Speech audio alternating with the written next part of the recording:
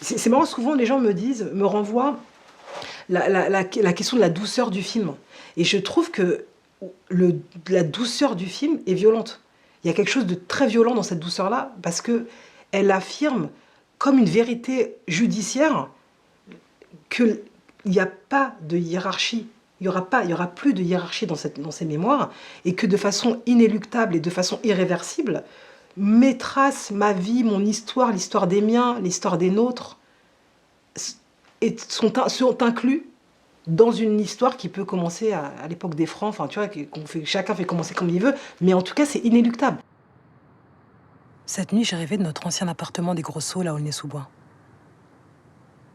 Il faisait nuit, il n'y avait personne dehors. J'avais oublié le code et je n'avais pas les clés.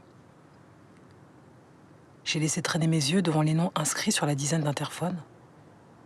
Il n'y avait pas le nôtre.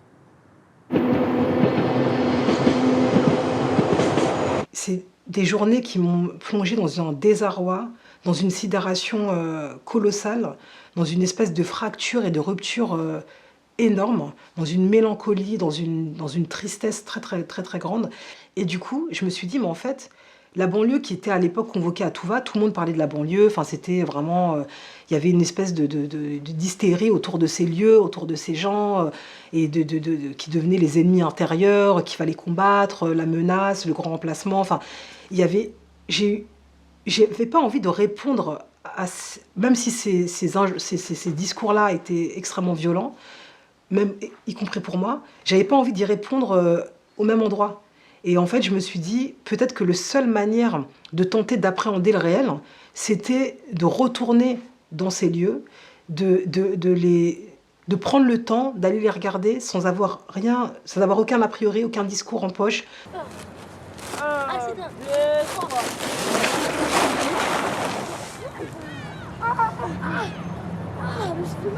On recommence.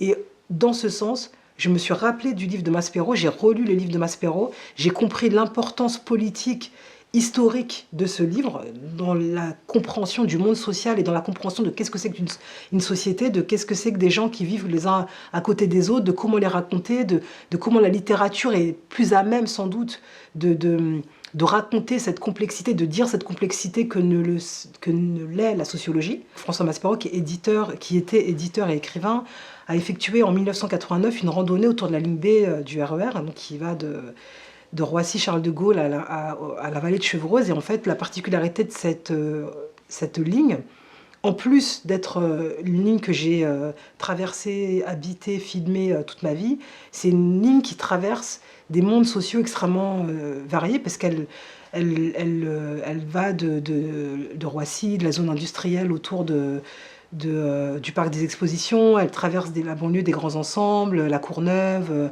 Drancy, etc. Elle traverse des lieux d'histoire comme le camp de Drancy, des lieux d'histoire comme la basilique de Saint-Denis, parce qu'elle passe par Saint-Denis.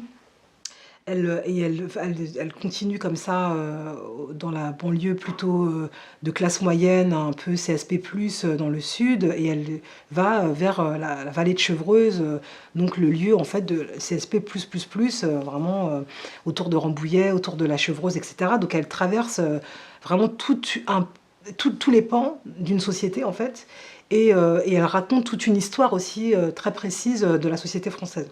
En plus, encore une fois, d'être un lieu qui m'est lié de façon très intime et très affective, et en même temps très cinématographique. Oh là là, Osier remonte. Mais non. Mais non. Lire le livre de Maspero, ça rejoignait aussi des interrogations cinématographiques. C'est-à-dire comment raconter, comment prendre soin de ces endroits, comment les rendre, comment leur conférer en fait une beauté cinématographique, comment les cadrer, enfin, pour moi c'était tout aussi important au fond que la question sociale en fait.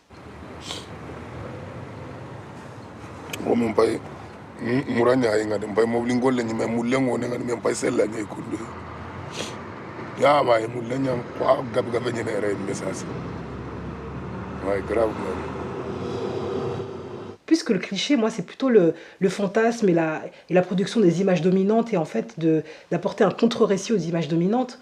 C'est d'aller regarder, enfin, d'aller mettre des corps, des visages, une sensibilité devant des histoires de gens qu'on ne voit pas. Enfin, pour moi, Ismaël, c'est et d'aller construire l'universel, d'aller chercher l'universel à un endroit le plus insolite. Je veux dire, et pour moi, ça c'est quelque chose de politique, c'est-à-dire qu'on puisse être ému, et je pense que je défie quiconque de ne pas être ému devant cet homme qui n'a pas vu sa mère depuis 20 ans, qui l'appelle au téléphone comme ça en réparant une voiture dans une casse. Enfin, c'est tellement, ça nous fait appel à des choses humaines tellement basiques, mais en même temps qui sont tellement partageables, que tout d'un coup, c'est plus, je filme pas un sans-papier, je filme pas un migrant, je filme un individu singulier, précis, Ismaël, que je prends le temps de regarder, et en prenant le temps de le regarder de cette manière-là, en fait, je tente de susciter une émotion qui presque doit faire vaciller des certitudes politiques.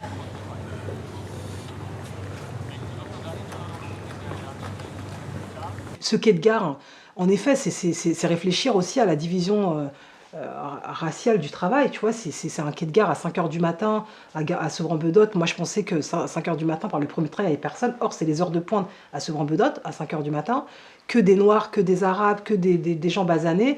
Enfin, c'est une scène qui rentre en conflit, enfin, en tout cas, qui est questionnée par cette messe où il n'y a que des Blancs qui écoutent en pleurant ce testament de Louis XVI qui, moi, m'interpelle politiquement, mais me touche humainement. C'est-à-dire que le récit de cet homme qui fait le bilan de sa vie, qui n'a rien vu, qui n'a rien compris, personnellement, ça me touche. Je prie Dieu particulièrement de jeter des yeux de miséricorde sur ma femme, mes enfants et ma sœur, qui souffrent depuis longtemps avec moi, de les soutenir par sa grâce. Et en fait, je me dis, bah, moi, je peux être touchée par la lettre de Louis XVI. Enfin, donc, je pense que eux-mêmes peuvent être touchés par le coup de fil d'Ismaël à sa mère. Enfin, et que c'est à ces endroits-là, d'une espèce de tentative d'aller chercher chez chacun de ces histoires et chez chacun d'entre nous, quelque chose qu'on peut avoir de commun avec l'autre, qui est vraiment l'autre avec un grand A, le plus éloigné de ce qu'on peut être, de ce qu'on peut aspirer, enfin, de ce qu'on peut désirer. Enfin, moi, tout ça, ce sont des questions politiques.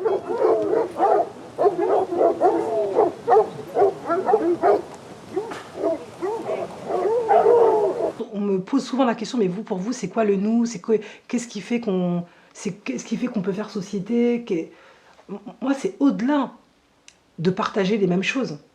On ne sait pas forcément, je veux dire, moi, l'autre, la chasse à courre restera opaque. Et l'idée, c'est pas, je vais pas la voir pour qu'elle ne soit moins opaque, pour que je puisse comprendre, pour que je puisse... En fait, je reconnais que ça existe. J'ai pas besoin... En fait, je peux faire nous avec des gens qui sont très loin de moi. Mais ce qui fait que je peux faire nous, c'est qu'il y a quelque chose que je reconnais. Ça, c'est... C'est quoi? Ça, c'est ce qu'on a rempli à bord de bateau avant de débarquer à Marseille. Le 17-3-66. 17-3-66. Inscrire les traces de mon père, de l'histoire de mon père, inscrire cette femme, Madame Moreschini, que personne n'a jamais vue, qu'on a très peu écoutée, qui a très peu été filmée, qui a produit aussi peu de récits. En fait, c'est combler les lacunes en fait, d'une compréhension plus juste, plus profonde d'une société. Et c'est là que j'ai connu mon mari. Il travaillait dans les immeubles à Drancy-Bobigny, là-bas. Oui. Vous voyez que c'est Édouard Vaillant? Oui, je vois. Il y a un café en face. Oui. Je travaillais dans ce café. Et les jeunes, le samedi soir, ils venaient tous boire un coup. Et moi, j'ai l'impression que ce film, enfin, en tout cas, une des grandes intentions de ce film, c'est d'aller inscrire ces récits, mais et de leur offrir le cinéma comme mémorial pour qu'ils ne puissent plus disparaître, et que les regarder, c'est se regarder nous, en fait. Et c'est de s'interroger sur ceux qui ont la légitimité de laisser une trace, ceux qui ont la légitimité de faire récit, et ceux qui ne l'ont jamais eu. Et en fait, commencer à faire ce travail presque archéologique, d'aller récolter des visages, des histoires, des récits, des corps manquants, pour moi, Je le fais presque en historienne. Ici, nous avons de l'air, mais ce n'est pas suffisant, quoique nous soyons assez bien nourris. C'est-à-dire matin, café noir sucré, midi, soupe, soir, soupe et un morceau de pain. 6 juin, un bon pour un colis. Tu y mettras tout ce que tu voudras et pourras trouver, sauf des conserves. Pour moi, c'est un film effectivement très mélancolique, c'est un film aussi de spectre, c'est un mémorial à la fois pour les morts et pour les vivants, et en même temps, c'est un mémorial pour une idée aussi, et ou presque c'est une certaine idée de... Enfin, c'est un film qui s'attaque à la question hyper poétique de cette idée, de l'idée de la République, en fait, qui est une idée magnifique, mais qui est une idée de poète si on ne prend pas la peine d'en faire une injonction politique. Tous ces mots qui sont désossés, tous ces mots qui sont vidés de leur sens, comme la citoyenneté, le vivre ensemble, l'égalité républicaine, pour moi, c'est des slogans politiques qui ne sont plus à la hauteur de la puissance des idées qu'ils contiennent. Et en fait, j'ai l'impression que faire ce film, c'est une manière de revigorer ces notions-là. C'est de les interroger, mais sans en faire un slogan qu'on tartine comme ça sur des murs et qui ne nous engage à rien. En fait, c'est nous engager à regarder qu'est-ce que ça veut dire l'égalité républicaine, qu'est-ce que ça veut dire de prendre soin de l'autre, qu'est-ce que ça veut dire de faire nous. Demain, je vous rapporte vos frites. Demain, je vous rapporte vos frites. Ah. Vous avez besoin de la vinaigrette ou pas? Vous en avez? Oui, je veux bien aussi. La vinaigrette, vous en avez? Aussi. D'accord. Donc je pense au film de Robert Kramer, Route One USA, qui, dans un genre très différent, m'a beaucoup nourri quand j'écrivais Nous, quand je tournais Nous, même si en fait j'avais pas vraiment de référence très précise. Mais je pouvais m'arrimer qu'à ce film, à un film peut-être de Van der Keuken, mais je pouvais pas non plus... mais c'est des films très différents et en même temps qui ont été très cousins et qui m'ont beaucoup... qui m'ont beaucoup nourri justement dans l'affirmation d'une écriture hyper singulière qui s'invente sans cesse et qui a confiance dans la liberté de s'inventer sans cesse. Mon rapport à la salle de cinéma, c'est plus que jamais un fornox, quoi, un espace de résistance qu'il faut défendre, auquel il faut croire. Enfin, moi, c'est une expérience complètement irremplaçable. Et je pense qu'on a tous mesuré. Paradoxalement, je pense que ça n'a jamais été aussi menacé. Et je n'ai jamais eu autant la conviction de la nécessité et de la spécificité de ce lieu qui est presque un lieu... c'est presque un sanctuaire en fait. C'est la possibilité collectivement de regarder en même temps quelque chose qui va nous transformer parce que justement on le regarde en présence de gens en fait. Et je pense que ce bâtiment ne peut pas avoir lieu dans un rapport uniquement intime à une œuvre. C'est pour moi ça... Je crois pas. Moi, il y a des films que j'ai vus qui m'ont agrandi aussi parce qu'ils étaient confrontés au regard, au discours de questions, de réflexions, de remarques de spectateurs, tu vois, qui ont déplacé quelque chose, qui ont ouvert des voies, qui ont ouvert une porte. Et ça, c'est sûr qu'en tant qu'auteur, c'est encore plus fort, quoi. Moi, tout ce que j'ai entendu sur le film, c'est même des fois des choses qui me permettent de le relire.